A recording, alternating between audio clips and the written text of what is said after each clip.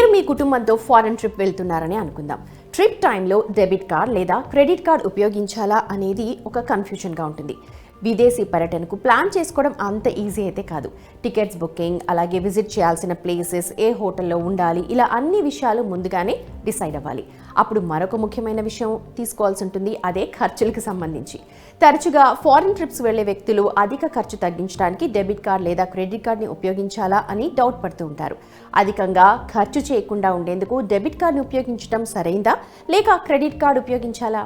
టీఎస్సీఎస్ను నివారించడంలో credit card help అవుతుంది అంటే, మీరు విదేశాల్లో డెబిట్ లేదా క్రెడిట్ కార్డ్ని యూజ్ చేసినప్పుడు మీకు ఎలాంటి ఛార్జెస్ విధిస్తారు అన్న ఒక క్వశ్చన్ వస్తుంది.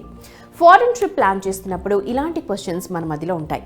మీరు మీ ఇంటర్నేషనల్ ట్రిప్స్ ఎలా ప్లాన్ చేసుకోవాలో ఇప్పుడు చూద్దాం.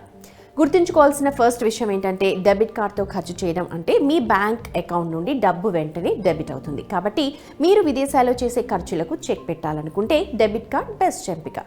మరో విషయం, మీ అంతర్జాతీయ ప్రయాణాల టైంలో మీ చేతిలో తక్కువ నగదు లేదా మీ అకౌంట్లో నిధులు తక్కువగా ఉన్నప్పుడు క్రెడిట్ కార్డ్ హెల్ప్ అవుతుంది.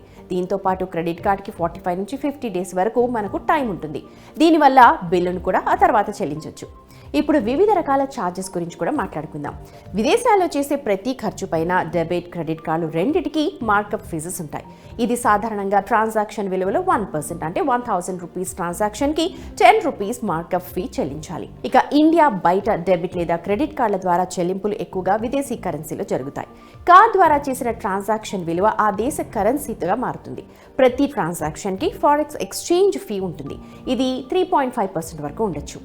మీరు ఏటీఎంల నుండి క్యాష్ విత్డ్రా కోసం విదేశాల్లో క్రెడిట్ కార్డును ఉపయోగిస్తే మీకు వడ్డీ ఛార్జీలు మాత్రమే కాకుండా విదేశీ కరెన్సీ ట్రాన్సాక్షన్ ఫీ, అలాగే విత్డ్రావల్ ఫీ లేదా క్యాష్ అడ్వాన్స్ ఫీస్ ఉంటాయి. 3.5% వరకు cash advance fee, revolving credit పై 42% వార్షిక వడ్డీ ఛార్జ్ లేదా 3.5% వరకు మంత్లీ వడ్డీ ఛార్జెస్ విదేశాల్లో ఖర్చు చేసిన మొత్తానికి పడుతుంది. అలాగే డెబిట్ కార్డ్ ద్వారా ఏటీఎంల నుండి డబ్బులు విత్డ్రా చేస్తే ఫ్లాట్ విత్డ్రా ఫీజు ఉంటుంది. ఇది సాధారణంగా క్రెడిట్ కార్డులపై వసూలు చేసే క్యాష్ విత్డ్రావల్ ఫీ కంటే చాలా తక్కువే. ప్రతి ట్రాన్సాక్షన్ పై సాధారణంగా 125 రూపీస్ నుండి 150 రూపీస్ వరకు ఫ్లాట్ విత్డ్రావల్ ఫీ విధిస్తారు. అందువల్ల మీకు వెంటనే క్యాష్ అవసరమైతే ఫీజు ఎలా ఉంటాయో అర్థమైంది కదా. మీ బ్యాంక్ అకౌంట్లో నిధులుంటే మీరు ఏటీఎంల నుండి విత్డ్రా కోసం డెబిట్ కార్డును ఉపయోగించాలి. నగదు ఉపసంహరణ కోసం క్రెడిట్ కార్డుని యూజ్ చేయడం మానుకుంటేనే బెటర్. టీసీఎస్ పరంగా అక్టోబర్ 2023 నుంచి కొత్త నియమాలు అమల్లోకి వచ్చాయి. పర్సనల్గా ఎవరైనా ఒక ఫైనాన్షియల్ ఇయర్లో 7 లాక్ రూపీస్ కంటే ఎక్కువ ఖర్చు చేస్తే టీసీఎస్ చెల్లించాలి. ఒకే ఫైనాన్షియల్ ఇయర్లో డెబిట్ కార్డ్ని ఉపయోగించి 7 లాక్ రూపీస్ వరకు ఖర్చు చేస్తే మాత్రం టీసీఎస్ విధించారు.